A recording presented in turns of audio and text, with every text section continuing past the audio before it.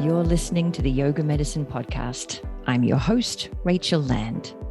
This podcast brings you information and resources to enhance the therapeutic effects of your practice based on a deeper understanding of anatomy, physiology, and the integration of modern science and research with traditional practices and experiences.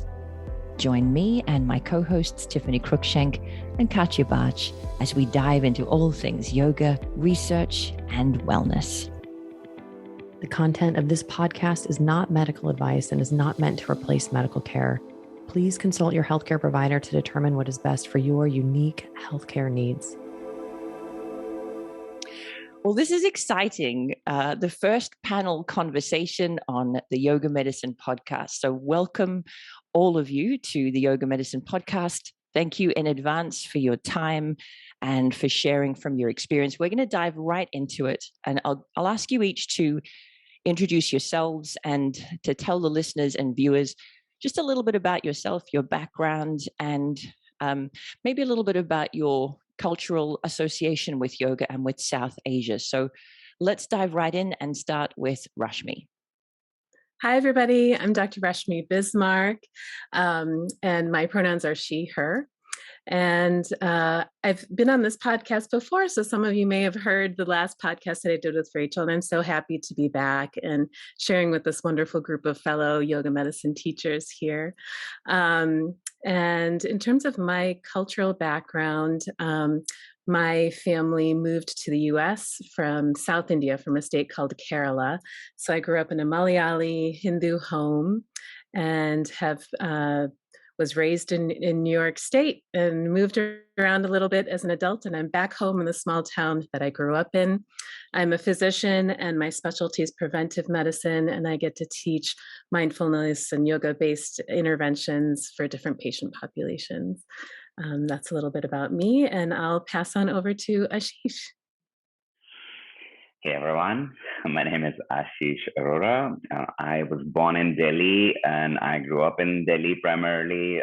I was primarily brought up initially by my grandma, who's more from a Sikh background, and then by my foster parents, which is my uncle and aunt by relation, and they're more traditional Hindu. And my foster grandma was actually a very devout religious person, and every day she would read the Bhagavad Gita, the Mahabharata, and we would listen to all those stories and be praying regularly as a family together. So it kind of grew up to that background, listening to those all those mantras and chanting them at the same time. And then after that, I moved to the US a lot after that, not immediately, but I moved to the US when I was in my 20s, so 24, and I've lived in the US for about 21 years. And I did not I did some yoga growing up in India, but initially I did some asana practice, I should clear myself, growing up in India, but then not until much later when I was in a tech career, I started doing it. And then from there, I quit tech and I teach yoga full time now. And it's been about 6 years since I've been teaching it full time, and I absolutely love it. Awesome. Thanks, Ashish. And can you remind everyone where you are in the U.S.? Oh, yes. I'm in Seattle. Awesome. The Northwest, Pacific Northwest. Super. Thanks. And next we have Monisha. Hi, Yoga Medicine family. My name is Dr. Monisha Bhanote. My pronouns are she, her. And I come from Punjab, which is a northern state in India. I was born in a small village called Hoshiarpur, it's known as the land of saints and gurus. So a lot of wise people have come from there. Hopefully I'm one of them. So I was born there, but I left when I was really young. We were part of the immigration of leaving India to go to the UK. So we immigrated to the UK in the 70s. And then from there, we made our way to the US in 1980, just when I was a few years old. And I've pretty much grown up on the East Coast and made my way around I kind of consider myself a medical nomad because I've literally lived in so many places for whether it's my medical training, my medical practice, my medical self. So I am now located in Florida. Wonderful. Thanks, Monisha. And next is Pooja. Hi, my name is Pooja Virani. My pronouns are she and her. So I speak fast because I'm natively from New York. I grew up in New York, and I grew up about an hour outside of DC, which is the area I live in now. Yoga has been an interesting upbringing for me because both my mom and my grandmother spent time in Pune. My mom grew up in Pune, India, so they both attended the Iyengar Institute. So my first exposure to yoga was attending this as a 5-year-old and absolutely hating it because the instructor was yelling at me in Hindi to get into Sukhasana. And to this day, I just cannot get my knees down to the ground, just the way my hips are structured. So I remember just like being this American kid who was like, why are you yelling at me in Hindi? Like, I don't even fully understand this language that you're yelling at me in, and it's making me really upset. And then, I mean, every other association was so much more the spiritual or the religious base, because I grew up in a Hindu family where we did a lot of puja, which are Indian prayer ceremonies, essentially, or Hindu or Jain or Sikh, some sort of religious prayer ceremonies. So I grew up doing that a lot. And there's a comic book series called Amar Chitragata, which I'm very proud of because that actually, my family came up with that. My mom was interested in history as a kid, and so her great uncle had a publishing company and came up with this comic book, which is pretty prevalent in India.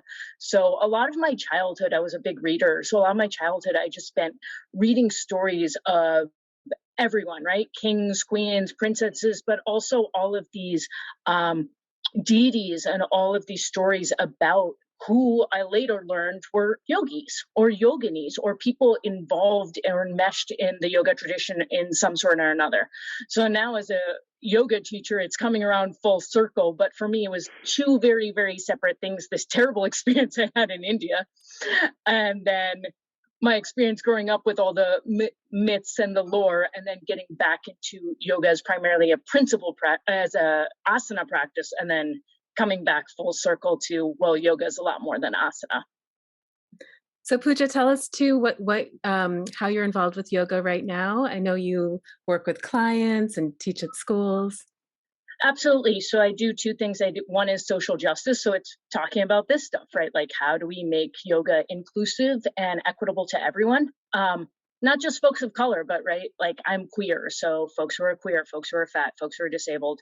And then the other is I work privately with clients for what I call pain-free movement. So how can we live every single day of our lives without pain? And so much of that is just fixing chronic pain patterns or tension relieving patterns, which typically don't get addressed in that physical asana practice, but there are tools that we can pull from yoga and other disciplines to help people out of physical or emotional pain. Mm-hmm. Thanks for asking. Absolutely. Well, you kind of led into our next question a little bit, which was, what are some of your earliest memories or experiences of yoga growing up?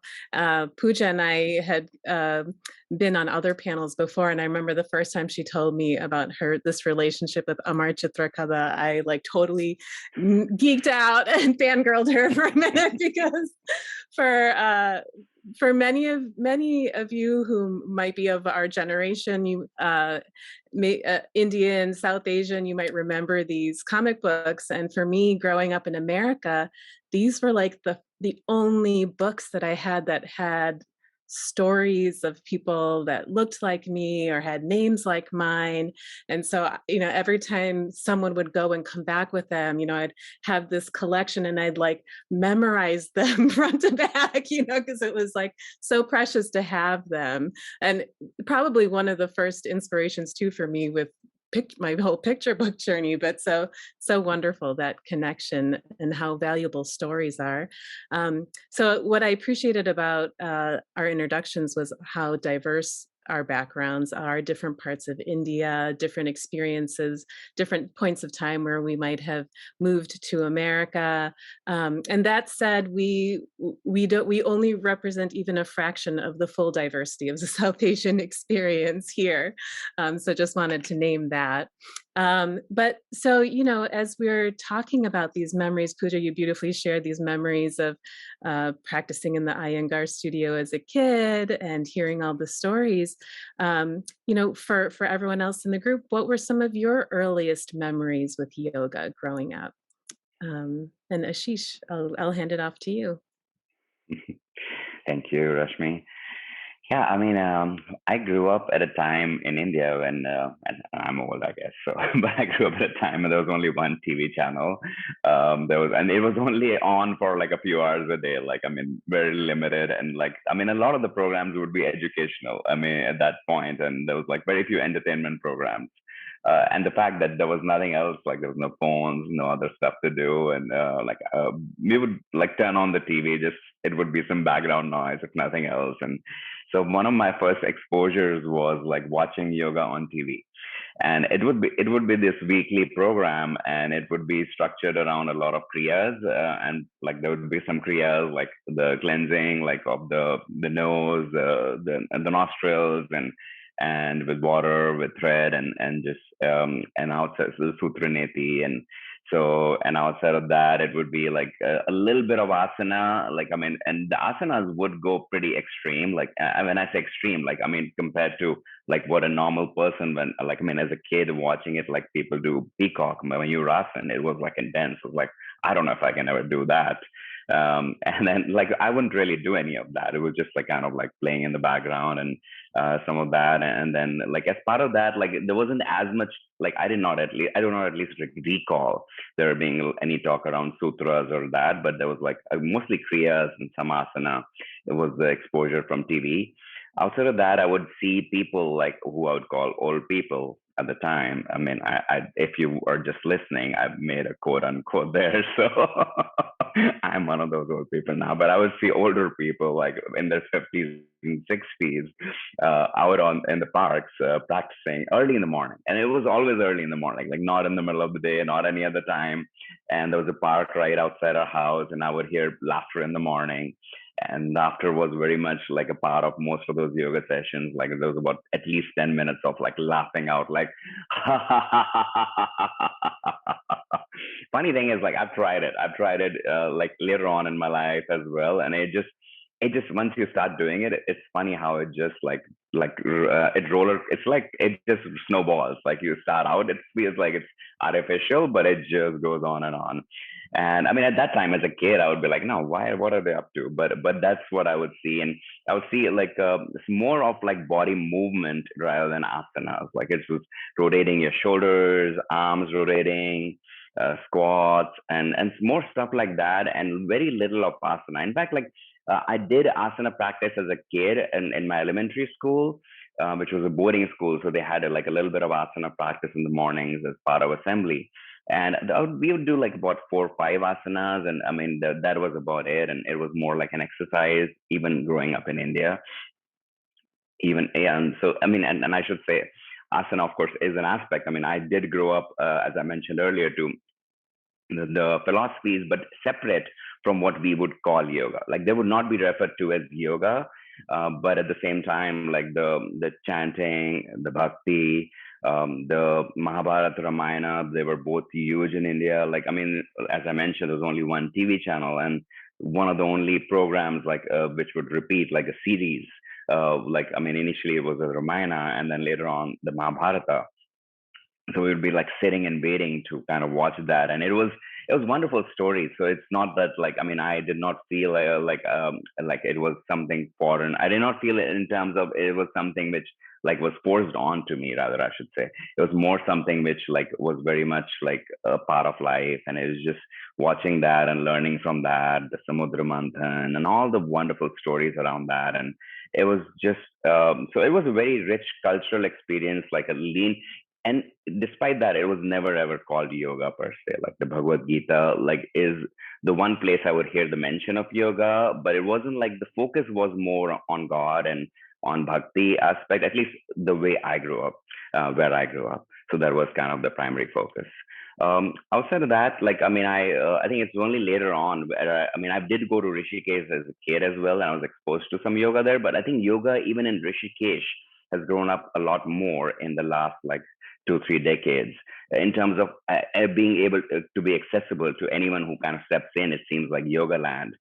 Before it was more spiritual land in terms of more Ganga and the bhakti, rather than the asana was still only available in certain pockets. So not as available. Now if you step into Rishikesh, there's boards all over the place, marketing asana to you, or yoga to you, I should say. Thank you. So it sounds like from what I hear you saying, a lot of exposure, again, through the storytelling, spiritual aspects of it, and that the movement was more gentle, simple movements, from what you saw, though you did see some more different kinds of movements, I guess, on Doordarshan. You were saying on the TV shows, Yeah. what you saw people doing was simple and laughter. Absolutely. Thank you, Rashmi, for summarizing that. And Monisha, how about for you? My experience was slightly different, even in the context of very similar information that was being provided. I guess one of my earliest memories is more of the spiritual aspect, where we would gather as a family or community and do a ceremony or a reading, more so, of either the Ramayana or the Bhagavad Gita for 24 hours, where we would just continuously read these ancient texts in Sanskrit. I wasn't reading them. I was a child. So it would be my dad, my uncle, our elders would be reading these. And, being a first generation immigrant, we were it was hard to get all of us kids to sit in the room. It would just be this big room where white bed sheets were put out, and there would be, this area where somebody would be reciting these texts and, basically giving us wisdom. But when you're coming from a childhood where you don't know how to receive that, it's tough. I'll have to say it's tough, right?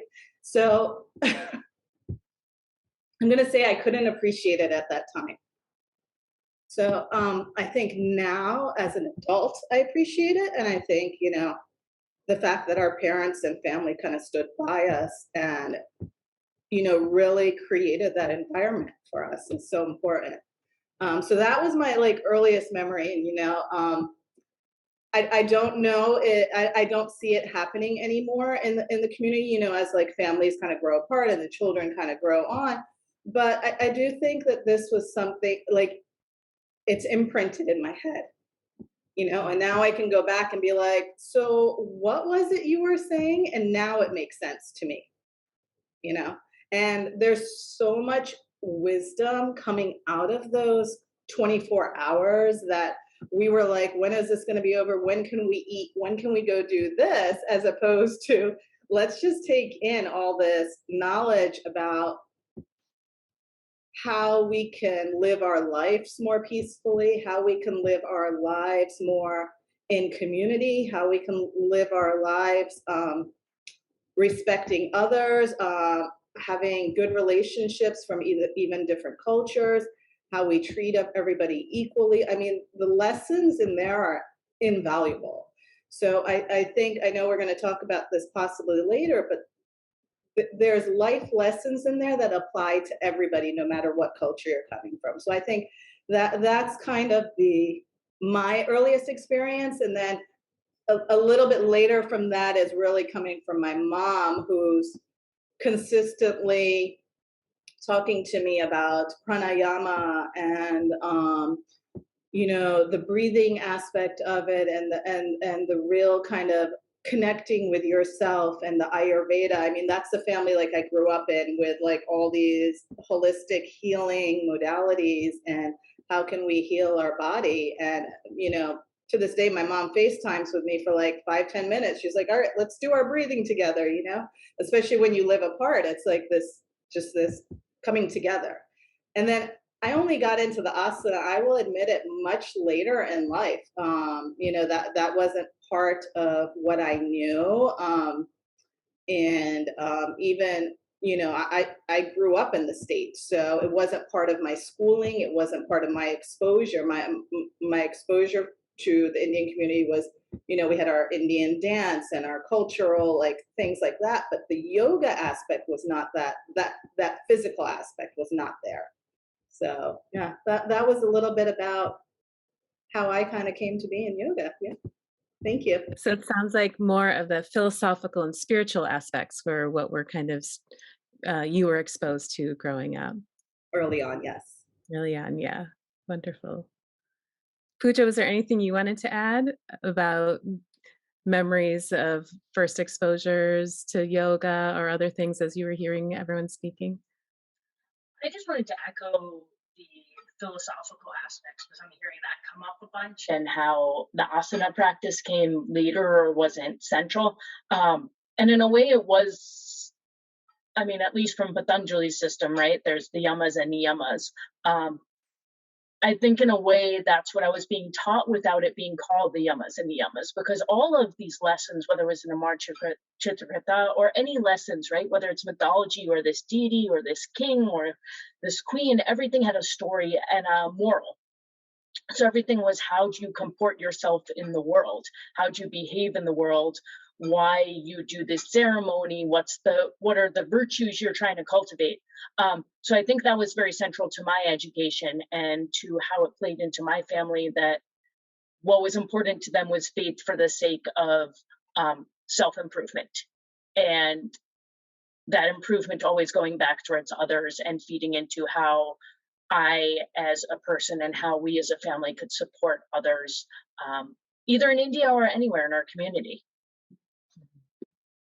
So that that connection between the individual care and collective care sounds like was very important. Absolutely. Yeah. And wonderful. And, you know, just echoing what everyone has shared, you know, I think similarly for me, my exposures was, you know, I had exposure to Ayurveda growing up and yoga. My parents were both quite spiritual, and all these stories and the storytelling and mythology. And, you know, I was thinking about what were the first times that I encountered yoga in America. And I was remembering when I was younger, going to the YMCA with my dad to go, you know, do a little workout. I think I went to like a step aerobics class or something with him. And afterwards was this yoga class. And, you know, after the step aerobics class, we came home, and I remember in the car, I'm like, Dad, why aren't we going to that yoga class? Like, we're Indians, aren't we supposed to go to this yoga class? And then he looked at me, he's like, we do yoga every day. And I'm like, what are you talking about? But we're not like doing all those things those ladies are doing in there, right? And so he was just talking about, you know, all the ways, just like Pooja was saying, how, you know, all of this is so intertwined in the stories and the other things that we're doing, the ways we care for ourselves. You know, when he's sitting for his contemplation, or when we're sitting to meditate, that's a yoga. That when I was learning breathing exercises with my grandmother before singing, that's pranayama, that's a yoga. And, you know, everything can be this yoga. And so he's like, even, you know, when I'm fully present on the tennis court and I'm just enjoying the game to enjoy the game, I'm yoga, I'm doing yoga, right? So all of these ways that it really fits into life. And I remember what an aha moment that was for me as like a 12, 13-year-old, that, oh yeah, like all of this can be included if we're, you know, bringing that care and the care of our attention. So awesome. Can I add on to that? I wanted to just add to that, if that's okay, because I think that brings it back to the point of what exactly is yoga, right? So yoga is not what you do for 20 minutes a day or 30 minutes a day. It's essentially a lifestyle. You're in yoga, you're in this meditative state with everything that you're doing all day long, every day, whether it's playing tennis or, cooking or going to school, you're in this state, and to be one with it, it's a little bit more than that. Mm-hmm. Absolutely. Pooja, you were going to say something. I was going to share my funny anecdote and kind of bring it full circle, which was that I had a very similar experience to your Y experience, where the first time I actually encountered yoga asana was as like a 19-year-old. I took as a college semester, which was very funny because the previous year I took rugby. So all the rugby girls were like, "You quit rugby to do yoga?" And I was like, "I want to run and give people hugs. I do not want to run and tackle people." So like, this is what I'm going to do. And it was this guy named Tony, white guy, and he would wear these really tiny spandex shorts, which to this sexually repressed teenager just like traumatized me for life. Like, I was just like, what does this have to do? And then at the end of class, we'd be sitting and he'd be saying namaste and om, and I'm like, I don't understand why you're wearing spandex shorts and saying om, and I'm very confused what this has to do with me being at home and saying a puja or doing this prayer ceremony and ending that with om. So it was very hard for me to make that connection because for me it was so different. And the other comment, that I had to make was at one point, so when I was seeing clients in person, I would see them in my house. And for a while I was living in my parents' house, and we have a big altar downstairs. And if any of you are Hindu, one thing that many Hindus have, and not just Hindus, they'll have a personal altar in their houses.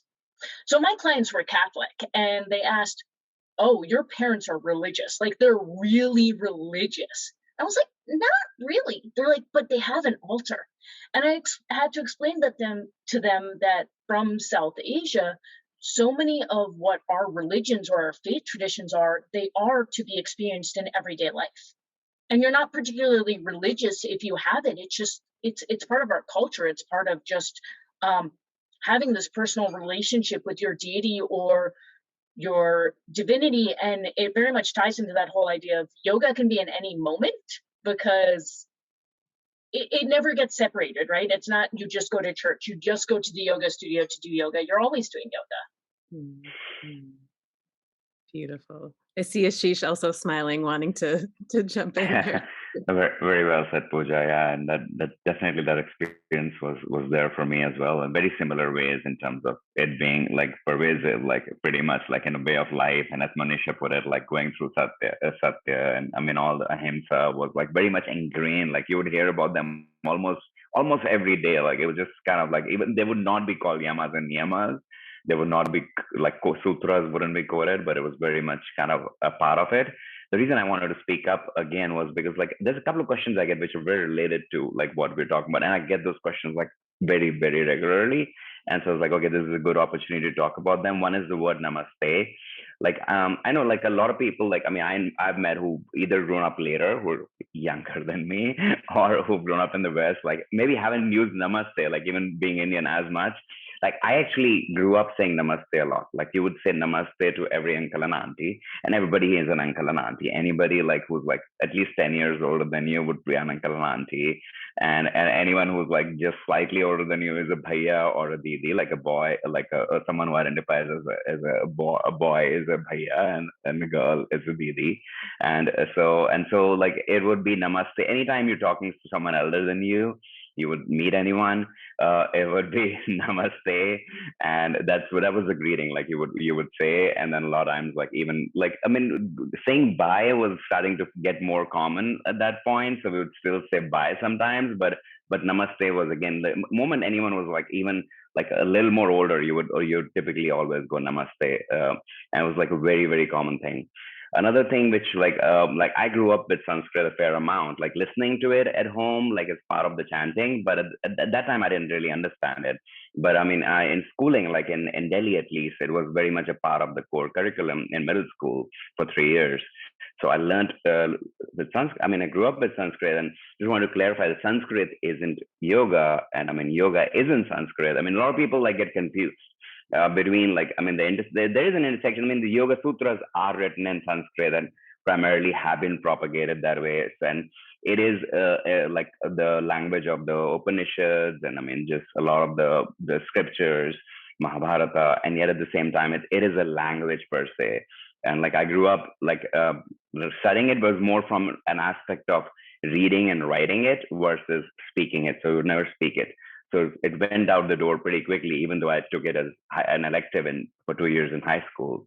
I mean, I took it as an elective just because it was more scoring than the other alternative, not because like I wanted to be a yoga teacher or I was like called to it, but it was just like it was more scoring. So I was like pretty much into getting more higher score versus learning it for any other aspect. But I just want to clarify. You were being nerdy, huh? I was a nerdy person, very much so. I think I married the first woman I ever dated. I mean, really, like, I mean, just like, and we dated like a few months. I mean, we went on our first date, like, which we would call a date, and the next day we had told our parents, and like it was close. I mean, somewhere between like 11 arranged marriage. Very traditional. So going back to the Sanskrit, you were talking about Sanskrit, the Namaste, and yeah, and then so Namaste it's something I mean, even yesterday I went to a class with this guy, and he was like asking me, and I get this often, and that's where, like, I mean, I know a lot of teachers probably listening to this podcast, especially our yoga medicine family, and just like for me personally, I know like everybody, like, again, people from different background might have a different opinion around it. Someone who hasn't used Namaste as much, it might seem awkward. For me, it was such a daily part of life that for me, like, I identified with it when I listened to it in yoga, and I never mind coming it from like a Western mouth. And it is, again, not yoga I mean, since Namaste isn't yoga. Namaste is a greeting. It is Nama and Te, two words joined together to make Namaste. Nama is bow. Is you, so I bow to you with respect. I mean, there's a lot of like rosy meanings around it, a lot of poetic stuff, just like there is. I mean, around anything, like people like who love the poetic aspect will bring that in. Even the word yoga, like, I mean, yog is what more commonly is how it's referred to in India, and it's just like there's a lot of poetic meanings around that as well. The sun, the hatha, the sun, the moon, and again the word is hatha, and it's hatha means force, literally. So it just like, so there is more meanings attached to it. And I'm not saying it's wrong. It just maybe someone is more poetic in their mind. So we all are in different spaces in our minds. I'm more an engineer probably in my mind than a poet. So I look at things a little more literally, maybe, I don't know, theoretically, I don't know how to say it, but it just, so our perspectives will vary. But at the same time, like essentially, like it is going back to Namaste. It is a greeting. Thank you, Rashmi. Can I respond to that? Yeah, absolutely. I mean, I think I always find this really fascinating, and I find that part of the conversation about Namaste, or just cultural appropriation in general, is so different depending on the perspective of the person and where they grew up. So for me, being born in the US and being like one of 3 brown kids in school my entire life, it really weirded me out when Americans started saying Namaste. Because for me, it wasn't like, okay, this is the culture I grew up in, and now other people are celebrating the culture I grew up in. It felt like, you've mocked me my entire life for my name, for my food, for my culture. Like, you've literally beaten the shit out of me. Sorry, we might have to put that explicit warning up, but like, you've literally beaten me up, right? You know, because I've gotten physically and, you know, emotionally bullied for everything. And so I always find it really fascinating, that dichotomy between people who are raised in South Asia and people who are raised elsewhere, where we were not the dominant culture. And then kind of wrapping our head around, well, like, is this appreciation or is this appropriation? Because it wasn't okay for us to do. So why is it okay for you to do it? Or why is it okay for somebody with white skin or blonde hair or just more privilege than me to do this? So true. And I mean, I can identify with that as well, Pooja, having grown up here. I remember the first time hearing it in a yoga class as well. I wasn't expecting it, and it did take me by surprise. Like it took me out for a moment. And then I, you know, calmed my nervous system back down a little bit. But same for me. It's interesting because I definitely felt that. And I know in some parts of India, namaste is more of a welcome greeting. But as Ashish mentioned, sometimes it's a goodbye too. For us in South India, you do say namaskaram as you leave. So it's also a goodbye. So like in my head, I could reason why it might be included, but I agree with you. It felt really jarring the first few times. And then of course, the ways that these words get manipulated and used for marketing and to be quote unquote funny. That's always interesting too. So I know that I'm sure there's lots of thoughts. I see everyone shaking their heads. Monisha, did you want to share something about that? I mean, we can take it from the word namaste all the way to the word om, which is our most sacred word, right? So I know the first breathing that my mom does with me in the mornings is the om mantra. That's the one we start with, right? So to do it in a yoga class, I love it because it brings me into that space. But then at the same time, when you actually think about it, it's to bring you into that vibrational space with, your energy, with the unity of the universe, right? But when perhaps somebody is just saying it because it's now become part of a yoga class, do they actually understand what the purpose of that is? And I think if it's taken from a context of understanding why you would want to do it to how it would evolve into your class and your teachings, then I think fair enough. But if you're just doing it to do it, then we're kind of missing the point. We're separating where the cultural aspect, and maybe the same thing with deities and stuff, the aesthetic aspect is coming, right? So you can't separate it. It's not possible. So I think we have to look at it from that perspective of how can we do it if somebody is going to use those words and use the sound, how can we do it in a respectful, understanding way where we are respecting the culture that it's coming from and not using it as a commodity or the billion-dollar industry that it is now. I think with all the money we can make from yoga, imagine what we could do in India. Yeah, so kind of that that balance of, how important words are, and really thinking about not only your intention and how you're using it, but the impact, and are you using it, is it being used just as a prop or aesthetic, like you said, or are you actually explaining the meaning and helping people understand? Whether that's the words, or I heard you talk about two deities in studios, I know, which is another thing. Ashish, you wanted to add something, I think. Yeah, I think around the word om, I think that's like when I walked into studios and it was happening, like as the first studio I walked into, it was very much part of it. I did not mind it. I mean, like I appreciated it. It connected me back to my culture, is how I felt. But I'm a person who doesn't get offended that easily. But at the same time, I think it was like there's a couple of times I have felt offended, at least with that is, and one of that was like one of the times it's been like a couple of teachers, like Western teachers, like a couple of times have tried to make me change my om. It's like, no, this is how you want to om, and that is, I felt a little offended. It's like, I've been doing this since I was a little kid. I've seen it done this way in temples and everywhere. So now you're telling me that no, it's something like I need to change based on what your experience of it living in the West is, and that's something like I don't like. That's something which offended me, and like I don't get offended very easily. But at the same time, like, I mean, honoring what Monisha said, and just like I know I am a person who doesn't get offended as easily, but I do know that a lot of people do get offended by stuff like that, where the same things like deities. I know we're heading into the topic, but I mean, at the same time, it's just like, since it was mentioned, it's just like the use of them. I mean, and like how it comes in, and how, I mean, I have a lot of Indians who I meet who come in to take yoga classes, and like they will be offended by some of the stuff. It's just like, and then they'll turn them off and they will never show up.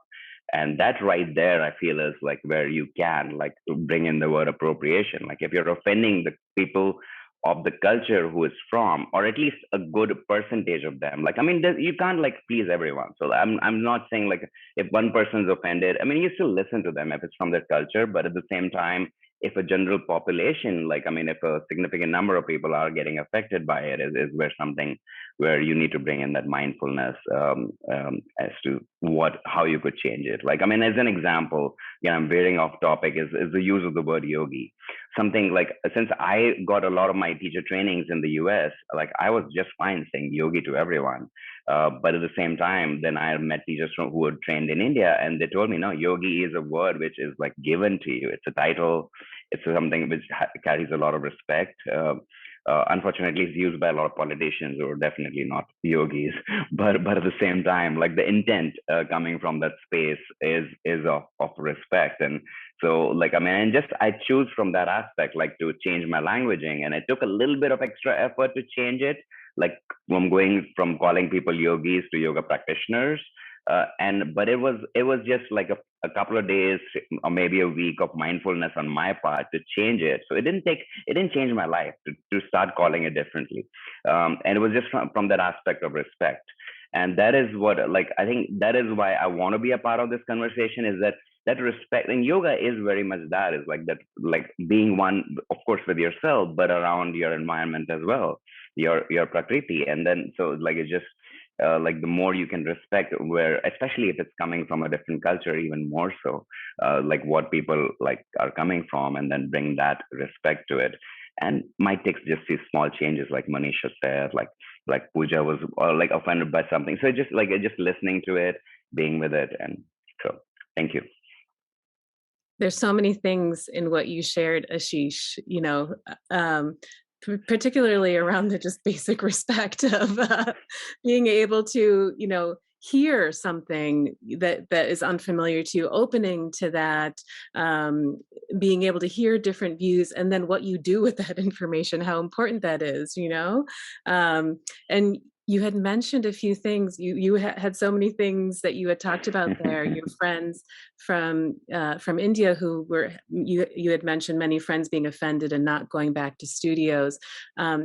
Could you share some examples? I think you had mentioned it was deities being used as props. Was that part of it?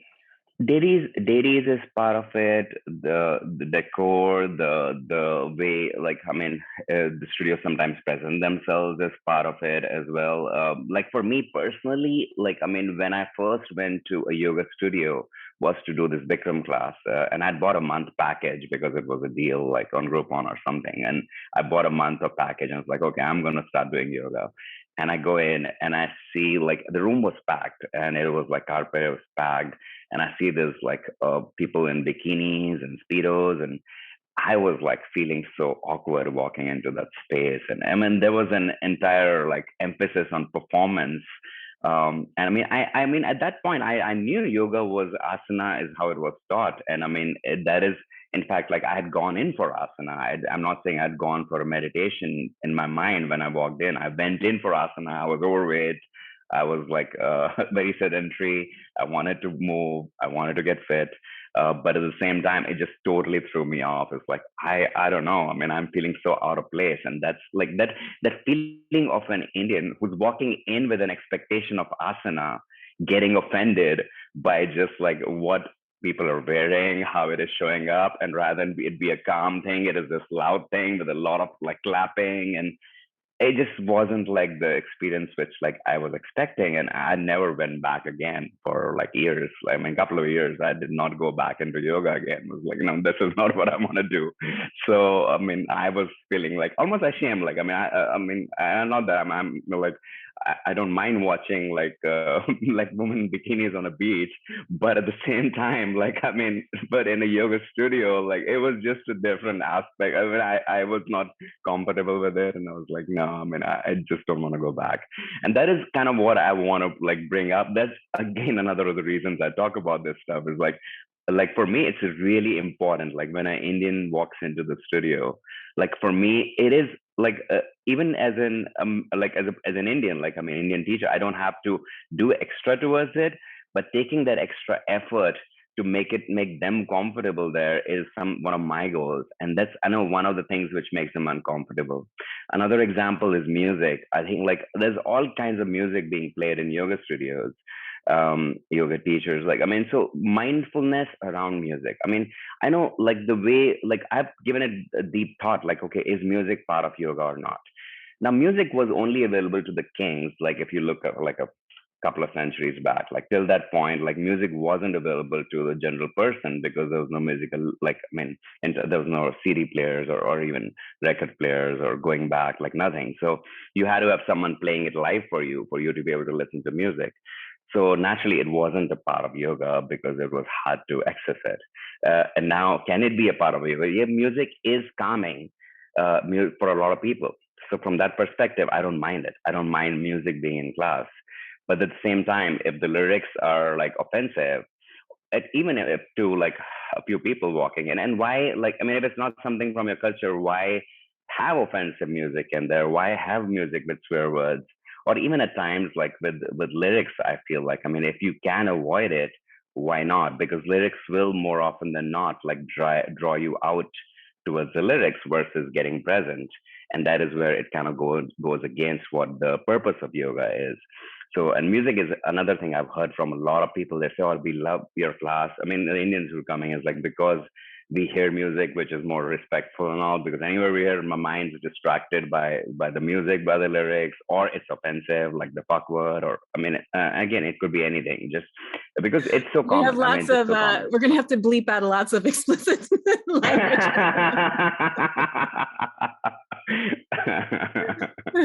But I see Monisha and Pooja shaking their heads. For those of you who are listening to the podcast, we're also doing this on Zoom, so you could catch the YouTube of it too. But so I know that Monisha and Pooja want to jump in here too around these topics. Yeah, I was just going to say I had a similar experience as Ashish, as in one of my first yoga class in the States that I entered was a Bikram class as well. And it was the first and last Bikram class that I had entered for many, many years until I re-entered into the physical practice of yoga, because that experience was very different than what I understood yoga to be.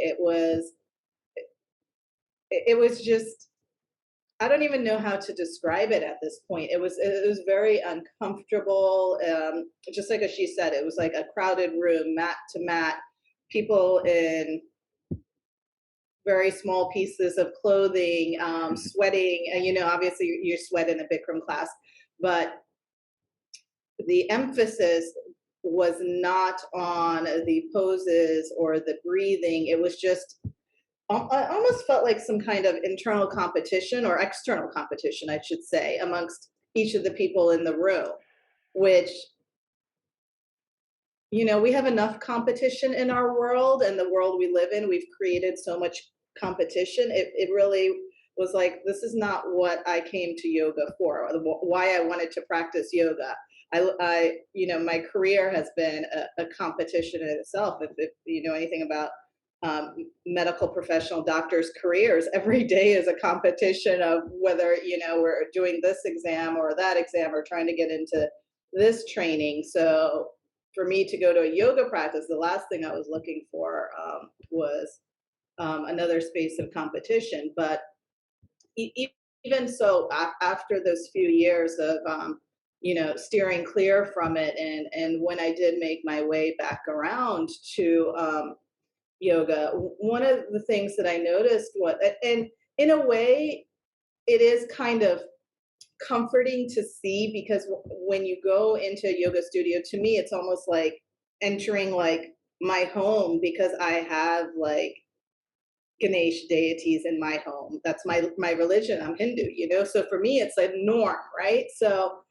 I felt comfortable in that space, except for maybe when I'd see it in a space where it was inappropriate. So like places like the bathroom, the most inappropriate place to put a sacred object or, on the floor. There's certain things we just don't put on the floor. And these would be things. Same thing with like the Om symbol everywhere, or Saraswati, or any of these statues. So I think that's where we can do a little bit better, and kind of just, if we are going to use them, be respectful that these are sacred objects that, even though you might see them, like if you go visit India, on multiple street stalls of people selling all these little statues and stuff. But even though they're selling them, they know that there's a place in the home, like Pooja had mentioned, like an altar where they're kept, and there's great respect given to them. So I think keeping that in mind, if you do choose to use them, is kind of important, because it's the same thing. Like, you wouldn't expect to go in a yoga studio and see crosses all over. That would feel a little awkward, right? So imagine somebody coming into your studio that is used to seeing this in a little bit different contextual space, that now they're walking in and they're seeing, all right, there's a Ganesh over here and there's a Saraswati over here, and on the cash register there's this. So it's kind of, I think that's where we can do better, is what I want to say. Mm-hmm. Pooja, did you want to add anything there? Yeah, I was thinking about music, because music was a big one for me for a while. And it's been very interesting pandemic-wise, so I'll explain that shift. But, when I would go to yoga classes, the yoga teachers I would resonate with were most likely playing chill hop, because I like electronic music. So if somebody's playing chill hop, I'm like, yes, my vibe, this sounds great. Okay. Where it would turn me off is when I'd hear these mantras sung by people who are clearly not from South Asia. Or if they were, they're people like me who cannot pronounce Sanskrit to save their lives. So, like, for me, that was a giant turnoff, because I'm like, this is the Gayatri mantra. Why are you saying Gayatri mantra? And like, why is everything mispronounced? And why does this sound like, why is this using Western chords and Western styles of music, which have nothing to do with Indian ragas, like have nothing to do with the classical ways that these have been sung or chanted in our cultures, especially because my brother is a music teacher, like he's a music professor. So for me, it's always been like about that resonance and how does it sound? Does this sound the way it should, right? The Vedas are supposed Pooja, can I interrupt you for just a second? Yeah, for absolutely. For our listeners who might not know what some of those words were that you just said, can you explain what a raga is? Yeah. So the Western style of music, correct me, anyone feel free to jump in if I'm explaining this wrong, but the Western style of music uses a thing called chords, whereas the Indian style of music uses a thing called ragas. And ragas are interesting because they're like emotions. So instead of you sing it in this chord and I sing it in this chord, or I sing it in this key, you sing it in this key, you sing it in this emotion. So certain songs can be sung in different emotions, and other ones, it doesn't matter what key it's sung in, because I can sing that same mournful emotion, but sing it in a different key. So that's very key to music, whether it's Carnatic music or Hindustani classical music, to music from South Asia and music from the subcontinent, as well as the idea that the Vedas were passed on, which are the scriptures which underlie a lot of yoga. The Vedas were passed on as a form of an oral tradition. So they were passed on by one person chanting to another, to another, to another, and they were chanting it in a certain way because the idea was that Sanskrit was the language of the gods. So in order for them to hear it, they needed to be able to hear that specific resonance. And whether or not you believe it, there is a power in sound. There is a power in specific resonances, right? Anyone who's done any sort of tapping or had a tuning fork placed on you knows that there's a resonance in different sounds. So for me, it was very, it just was not a good feeling going into these studios and hearing it by people who clearly didn't know how to pronounce it. When in my mind, it was like, okay, I don't know how to pronounce this, but there's millions of MP3s you can get out there by people who do, that are easily accessible. And why aren't we giving them our money? Why aren't we paying to listen to them when they've been creating this. And I will say the shift pandemic wise is that when I started teaching online, I stopped playing music. So, which I think gets to the heart of the practice, because this is not a practice that's been traditionally done with music. So as Ashish said, I've been able to help my students focus more on what's going on in the inside instead of, well, Pooja has this rocking playlist today that you're going to listen to and you're going to leave and be like, that was awesome music, but you haven't connected at all with your actual physical or emotional self. Wonderful. Thanks so much for all that. So I just wanted to add something there to what Pooja is saying, right? So to summarize what Pooja is saying, I think she's saying, and what she said is, music dilutes that wisdom that yoga brings, right?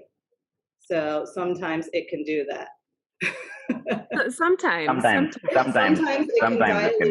it can enrich, based on the meanings, perhaps, or the bhava, the raga, but yeah. But I do identify with what. Music, sorry, Monisha, go ahead. Sorry. Yeah. The choice of music. The choice of music. Let me rephrase that.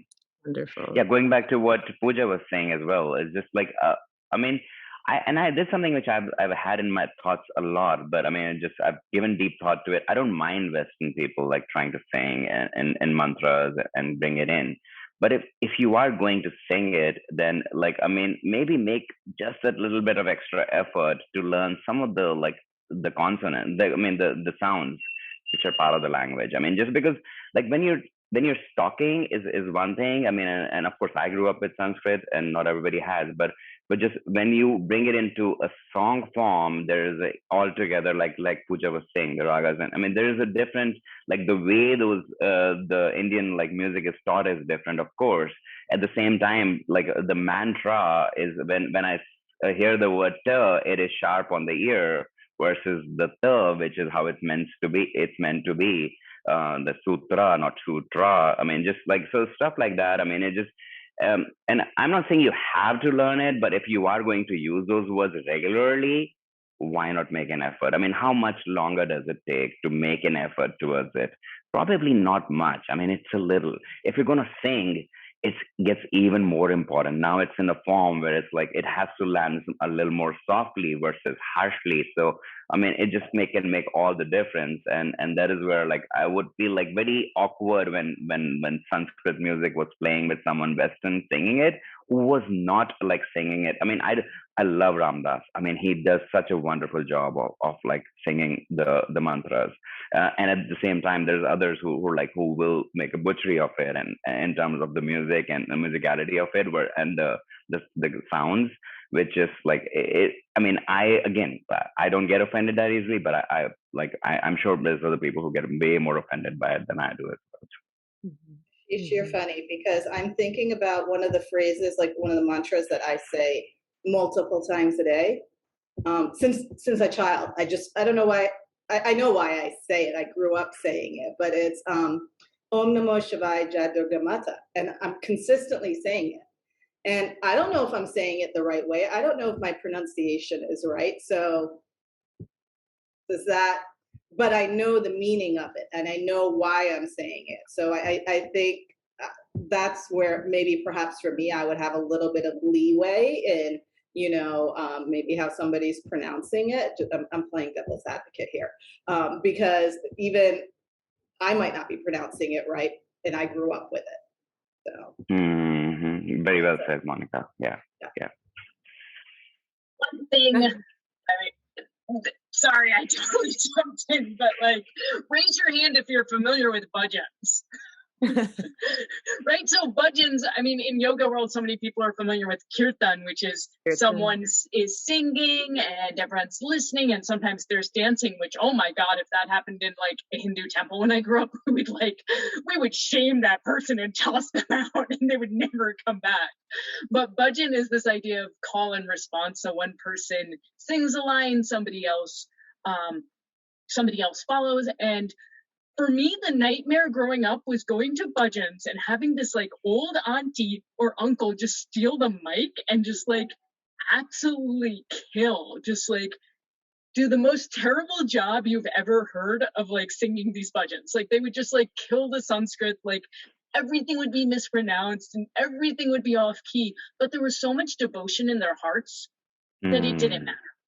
And at the end of the day, they weren't selling CDs about it, right? Like they weren't recording themselves. I mean, some of them were, and those were the ones you would avoid making eye contact with. But like the majority of them, they'd want to perform in these settings because they wanted to express their love for their deity, right? They weren't selling CDs. They weren't saying, okay, I can't pronounce this, but I'm going to still sell this to you. And I think that's the difference. Wonderful. You know, so we've been talking a lot. I'm also being conscious of time because we've been chatting for quite a while now. But you know, we've been talking a lot about a lot of aspects that we have been seeing and noticing in yoga studios that are related to a lot of different South Asian religious traditions, whether that's Hinduism, Sikhi, Jainism, in Buddhist traditions too. There as well, you know, there are these aspects of deities. There can be chanting, there can be music, and all of these things as well. You know, and that it makes me think of too. You know, in terms of how these are used and placed in a yoga studio, thinking about how people of other spiritual traditions feel when they walk into a studio and see these, you know, and then it kind of brings up the questions around, well, the relationship between yoga and religion. Would anyone like to kind of comment on that a little bit? Or have any thoughts on? I'll go. Yeah. I mean, so like, and this is it's a very deep topic. I know, and we can probably touch it at this point, but it is a really deep topic. I mean, I believe like religion is something which is when spiritual practice becomes bigger. A lot of times when it gets politicized is when it becomes religion. Like Sanatan Dharma, which is what Hinduism was referred to as till relatively recently, till the colonial like times when it started to be called Hinduism, and Hinduism as a religion is being politicized maybe in the last century or so a lot. And before it wasn't as much. So like, I mean, Sanatan Dharma is again a more like, it's considered a way of living. There was never like, unlike, and that's where one difference is with versus like say Christianity, as to give an example, is like there was never any quest to convert people into.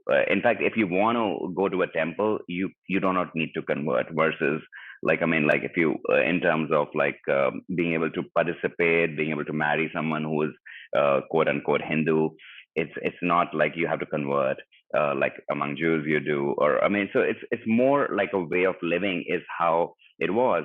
And I mean, I'm going to go out on a limb without having done deep research on it, but say that like Christianity started out as a practice of spirituality, like is so most of the religions, the way we know them now, started out as spiritual practices. And I think the other day in our discussion, Rashmi was saying, yeah, I mean, there's a lot of spiritual practices spread across the world, which have a lot of similarities to how we approach yoga.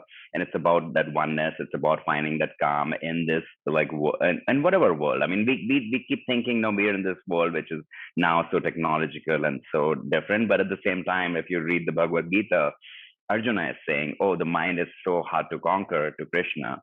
And he's this established warrior, and he's been doing all this like studies and yoga since a long time. And yet he's saying that. So it's always been hard. And the spiritual practices have been there, whether it's Buddhism or whatever other practices, to kind of help you find that place of calm within yourself, oneness with yourself, and consequently around you. So yeah, so you know, we've been talking about the deities, the music, all these aspects of spirituality. And so, you know, as I think one thing I hear everyone kind of was saying was, as for yoga teachers who are listening or practitioners, as you're thinking about how you're going to be in relationship with these things, it's important, I guess, to learn about them first of all, and to be thinking about your intention and reasons for bringing something into the practice versus just grabbing here and there because it's fitting an aesthetic or it's fitting a certain image of what you think yoga should be. I think just to bring Yeah. Rashmi, and just to bring in, like, I mean, how is it relevant to someone who's listening? I think, like, if you are bringing in deities into a studio, then understand you are bringing, like, what we would call religion.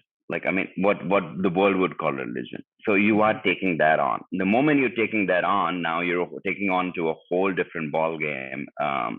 Just to put it simply, yeah, like, I mean, just like you are taking that on, so you better, like, get, I mean, I would highly recommend getting into, like, what is about. Are you ready to accept the aspects of that religion?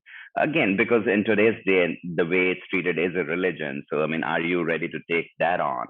And if not, then maybe it is not for you to bring it on. And then the moment you take it on, now you have to take on the, like a lot of you have mentioned, like, where the deities need to be kept, where they cannot be kept, where the books need to be kept. I mean, let alone deities, like any book which talks about, like, anything, like Mahabharata and Ramayana, of course. Like, I mean, it's like the Bible. Like, I mean, you wouldn't just put it down on the floor.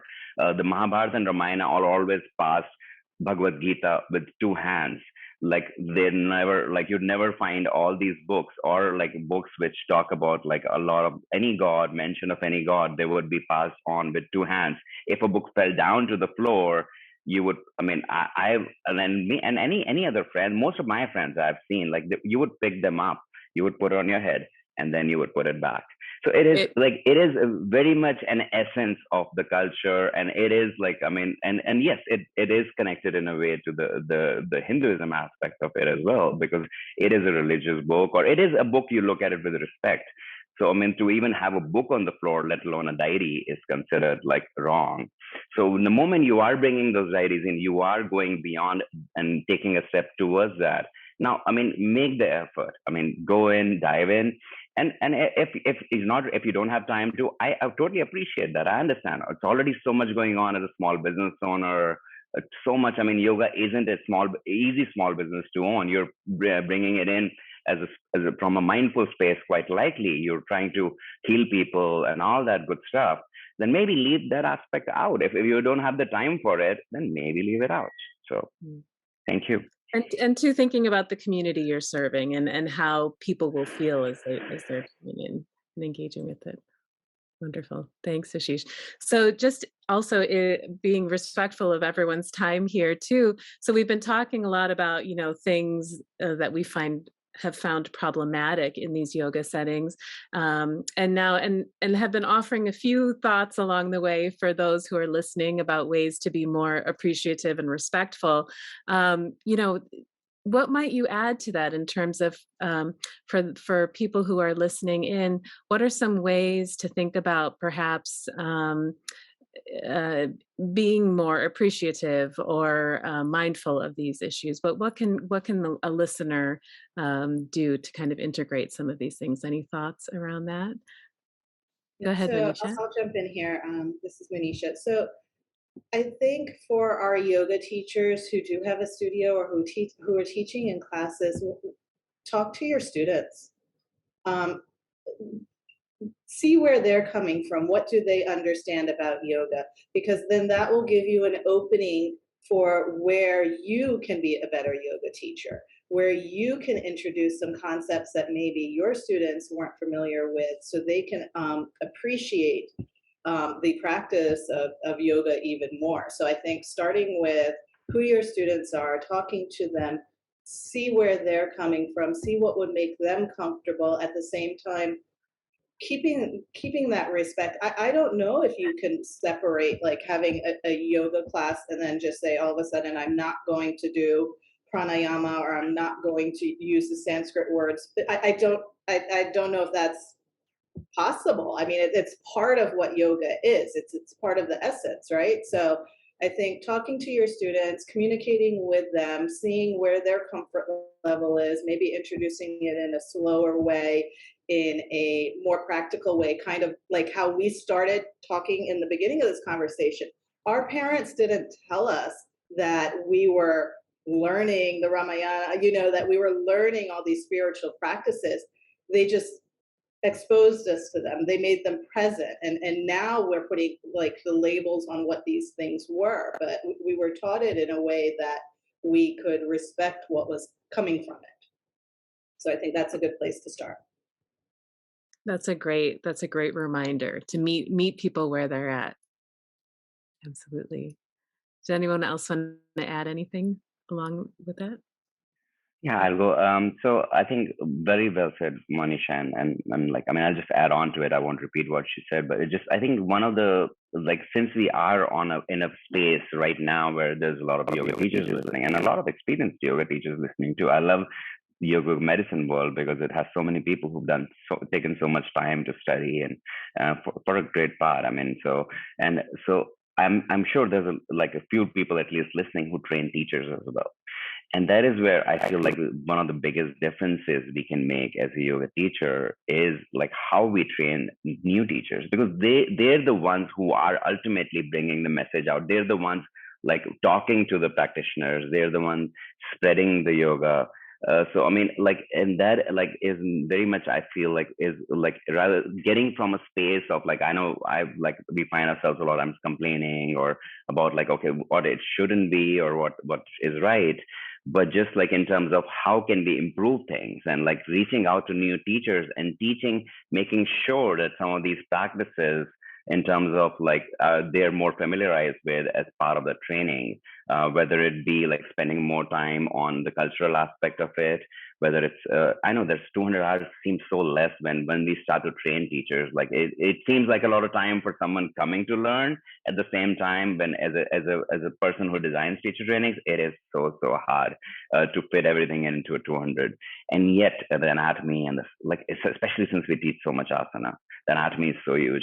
At the same time, like at least spending a minimal amount of time and maybe even bringing some voices in who are from that space. Like, and I understand you might be in a part of the country, you might not be able to afford to fly someone in.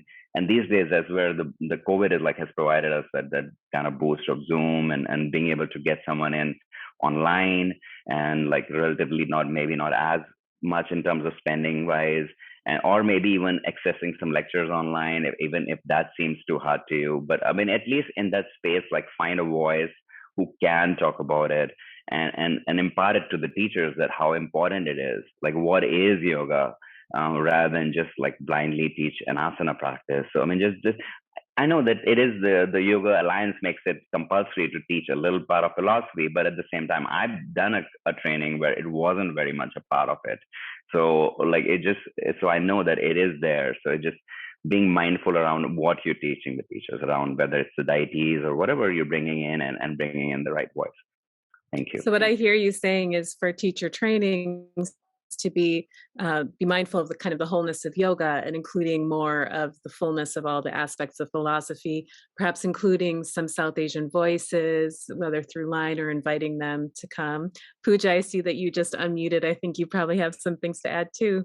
Go for it. Yeah, just a short one. And so as not to repeat these amazing suggestions that Ashish and Monisha gave about meeting students where they're at and really focusing on that philosophy. Rashmi, you and I both teach children. So, with kids, I just talk about holidays and everyone's holidays, right? We were talking about Lunar New Year recently, and I kind of bring in that whole storytelling aspect. And what I grew up with was how do we tie these stories into values? Like every single time I talk about Martin Luther King Jr., I have a very queer class, and they'll get into discussions about, hey, everyone's not equal still, and they'll start making it relatable to their world. Those are with the high schoolers. But, even with the younger ones, it's always like, well, we had a silent activity last time. And I was like, well, yoga can be about silence too, because it's about focusing on you and it's about going inwards. And we did something for Valentine's Day. So I said, focus on the love you're sending to the person you're making this for.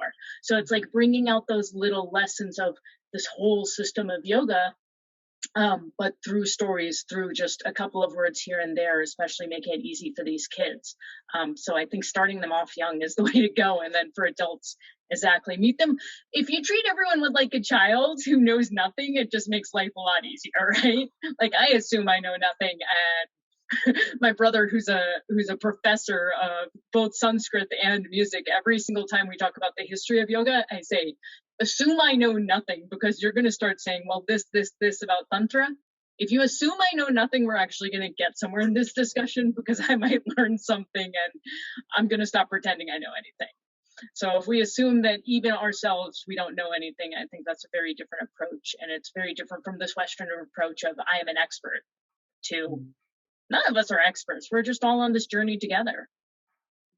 Absolutely. And that being in that space of humility, of not thinking that we know everything. And what I love about, I think this brings this whole conversation full circle, because everybody here, as we were talking, has shared a little bit about how even they have been shifting and changing a little bit with the ways that they teach based on things that they're learning about your communities, or learning from other South Asians, or learning from people from other parts of our culture as well. There's so much to learn and grow from every day. So that's wonderful. Did anyone else have anything else to add around that?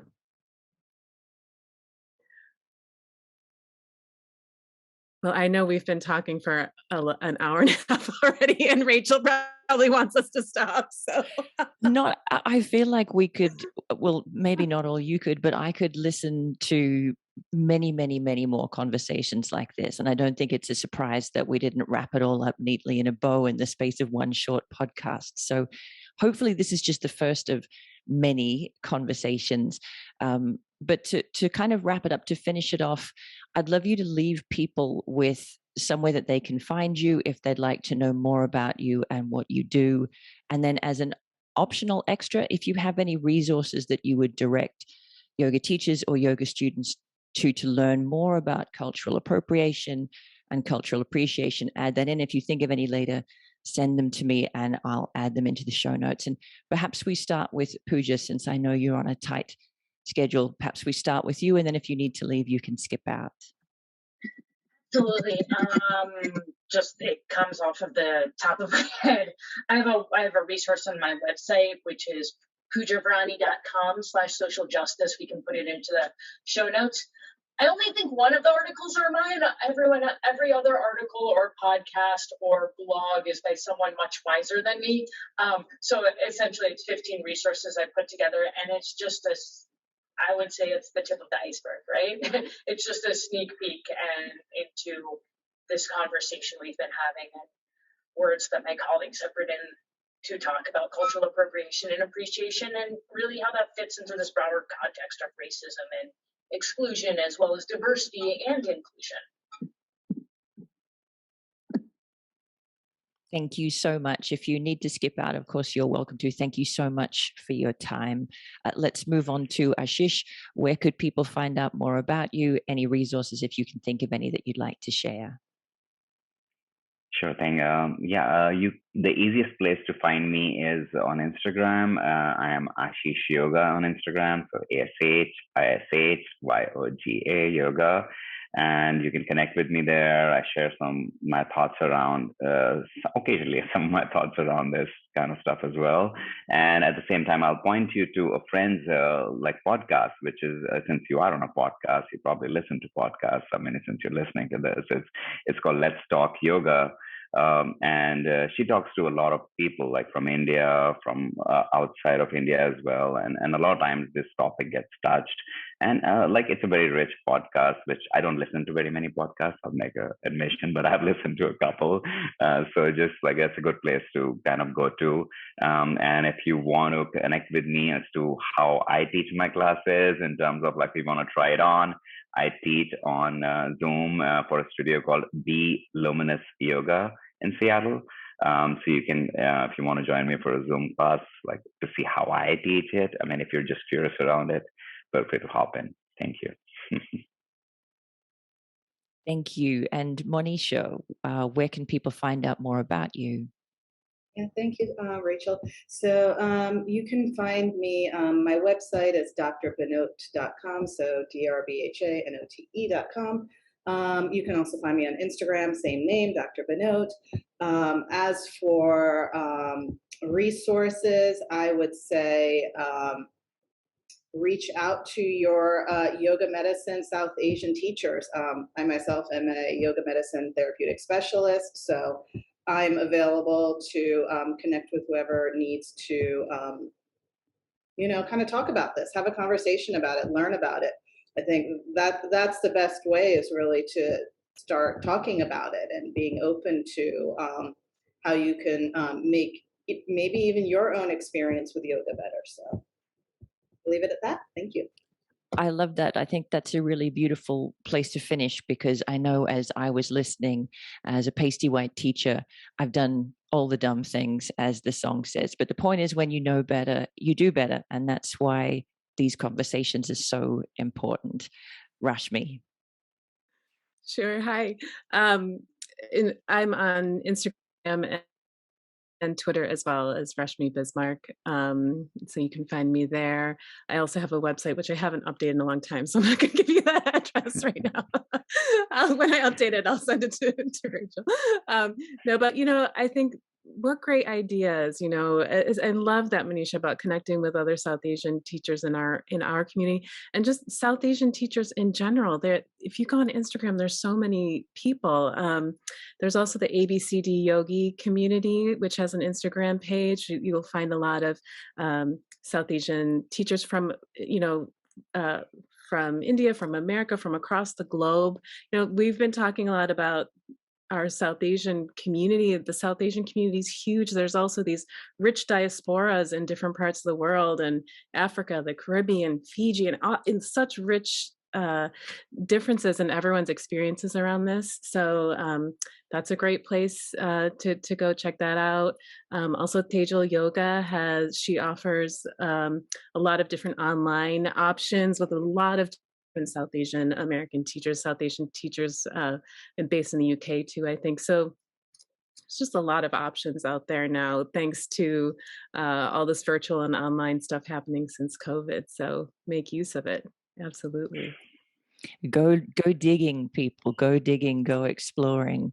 I'd like to finish by thanking you all so much for investing so much of your time and so much thought and care into exploring this topic, or at least exploring it for the rest of us who perhaps don't have the long-standing connection with it that you all do. So thank you from the bottom of my heart for the time and care that you've invested. Hopefully this is just the first of many conversations to come. Thank you. Thank you.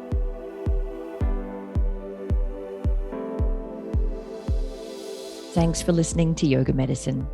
If you liked the show, be sure to subscribe and leave a rating and review on Apple Podcasts or wherever you listen to podcasts. And if you got something out of this episode, please spread the word and share it with a friend. You can find more information, articles, trainings, and classes at yogamedicine.com.